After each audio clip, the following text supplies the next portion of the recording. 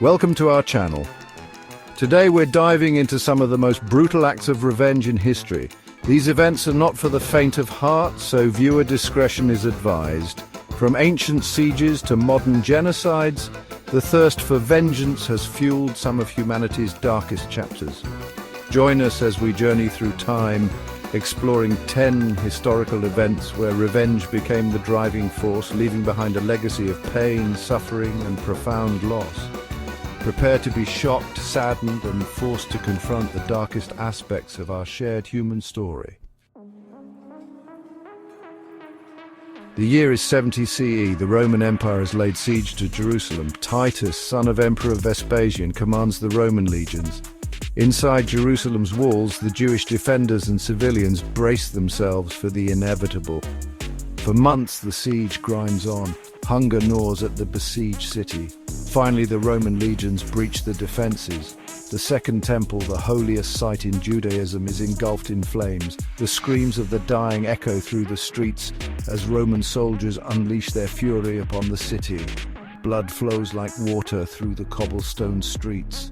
The Jewish people are scattered, their homeland in ruins. The sack of Jerusalem stands as a testament to the brutal efficiency of the Roman war machine. The year is 1209. Europe is in the grip of religious fervor.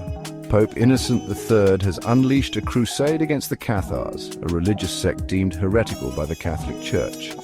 An army of crusaders descends upon Béziers, a city with a significant Cathar population. The papal legate Arno Amalric reportedly utters a phrase that would forever stain the pages of history. Kill them all, God will know his own.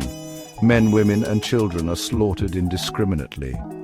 The Church of St. Mary Magdalene, where citizens sought refuge, becomes their tomb as the Crusaders burn it to the ground. The massacre at Béziers stands as a chilling testament to the horrors that can be unleashed in the name of religious righteousness. This event serves as a stark reminder of the dangers of religious fanaticism. The year is 1221. A vast Mongol army, led by Genghis Khan, stands poised to unleash its fury upon the city of Nishapur. The crime, the audacity to resist the Mongol advance, and the death of Tokuchar, Genghis Khan's son-in-law. Nishapur, a flourishing center of Islamic learning and culture, becomes an emblem of defiance. The Mongols, masters of siege warfare, encircle the city, cutting off all escape. When the city walls finally crumble, the Mongol horde surges through the breach, unleashing a wave of destruction. Men, women and children are put to the sword. Buildings are razed to the ground. Libraries and mosques, repositories of centuries of knowledge, are put to the torch. Legend has it that the Mongols piled up the skulls of the slain into pyramids. Nishapur, once a vibrant metropolis, is reduced to rubble. The Mongol destruction of Nishapur stands as a chilling reminder of the brutality that can be unleashed when empires clash. The year is 1572. France, torn apart by religious strife, teeters on the brink of chaos. The marriage of Margaret of Valois to Henry of Navarre is meant to heal the divide. Instead, it fans the flames of hatred. Catholic hardliners led by the Guise family view the Huguenots with suspicion. An assassination attempt on Admiral Gaspard de Coligny ignites the city. On St. Bartholomew's Day, August 24th, violence erupts. Catholic mobs take to the streets. The massacre begins. Huguenots are hunted down and slaughtered in their homes and streets. The River Seine runs red with blood. The Louvre Palace echoes with the screams of the dying. The massacre spreads beyond Paris, engulfing other French cities. Weeks of violence leave thousands of Huguenots dead. The St. Bartholomew's Day massacre becomes a symbol of religious intolerance and the fragility of peace. The year is 1890. The Sioux Nation, driven from their lands, clings to hope. The ghost dance promises the return of the buffalo and their way of life. The US government moves to suppress the ghost dance. On December 15th, Sitting Bull is killed at Standing Rock. 2 weeks later, the 7th Cavalry intercepts Lakota near Wounded Knee. They are disarmed. A shot rings out. It is the catalyst for a massacre. The 7th Cavalry opens fire on the unarmed Lakota. Over 300 Lakota lie dead in the snow. Wounded Knee symbolizes broken treaties and cultural genocide. The year is 1804. Saint-Domingue, a French colony, is in revolution. Inspired by the French Revolution, enslaved Africans rise up. Toussaint Louverture leads the Haitian Revolution. Napoleon sends an army to reassert control. Louverture is captured and dies in France. Jean-Jacques Dessalines vows revenge.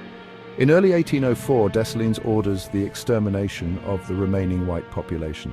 A brutal campaign of violence follows. Thousands are massacred. The Haitian Massacre of 1804 is a stark reminder of the brutal legacy of slavery. The year is 1918. Russia, ravaged by war and revolution, is in chaos. The Romanov dynasty, ruling for over 3 centuries, collapses.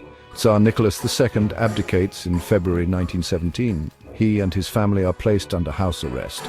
The Bolsheviks, led by Lenin, consolidate power. Fearful of counter-revolution, the Bolsheviks decide the Romanovs must be eliminated. On July 16, 1918, the Romanovs are led to the basement of the Ipatiev house. They are told they are being moved for their safety. Instead, they are executed by a firing squad.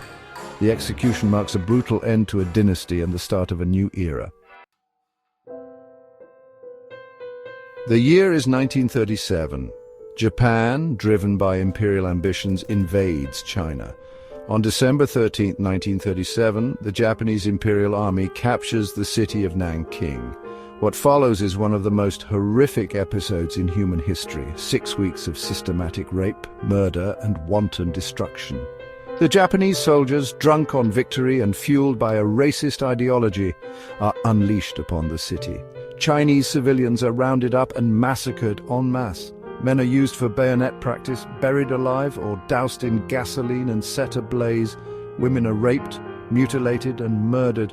Children are not spared. The streets of Nanking run red with blood. The Yangtze River is choked with the corpses of the slain. The once proud city becomes a charnel house. The Nanking Massacre is a chilling reminder of the horrors of war and the dangers of unchecked nationalism and racism. The year is 1975. Cambodia, a once peaceful Southeast Asian nation, is plunged into darkness. The Khmer Rouge, led by the ruthless Pol Pot, seizes control of the country. Inspired by a twisted vision of agrarian utopia, the Khmer Rouge embarks on a radical social engineering experiment. Cities are emptied, money is abolished, religion is banned. Cambodia is transformed into a giant forced labor camp. Anyone deemed an enemy of the revolution is targeted for elimination. They are sent to the killing field. Remote areas where they are tortured, worked to death or executed. Starvation, disease, and overwork are rampant. By the time the Khmer Rouge is overthrown in 1979, an estimated 1.5 to 2 million Cambodians have perished. The Cambodian genocide is a chilling reminder of the fragility of civilization and the dangers of unchecked ideology. The year is 1994. Rwanda, a small East African nation with a history of ethnic tensions, explodes into violence. On April 6, 1994, a plane carrying Rwandan President Juvenal Habyarimana is shot down. The assassination sparks a wave of violence that quickly spirals out of control. Hutu extremists, blaming the Tutsis for the president's death, launch a systematic campaign of extermination. Using radio broadcasts and local militias, they incite ordinary Hutus to turn on their Tutsi neighbors. Armed with machetes, clubs and guns, Hutu mobs set upon Tutsis and moderate Hutus. Men, women and children are hacked to death, burned alive in their homes or shot at point-blank range. The killing spreads like wildfire across Rwanda. Churches, schools and hospitals become killing grounds. The world watches in horror, but the international community fails to intervene. By the time the Rwandan Patriotic Front seizes control in July 1994, an estimated 800,000 Tutsis and moderate Hutus have been murdered. Thank you for watching. If you found this video informative, please like, share, and subscribe for more deep dives into history. Let us know in the comments which event shocked you the most. These 10 events, each tragic and horrifying in its own right, represent a mere fraction of the countless acts of revenge that have stained the pages of human history.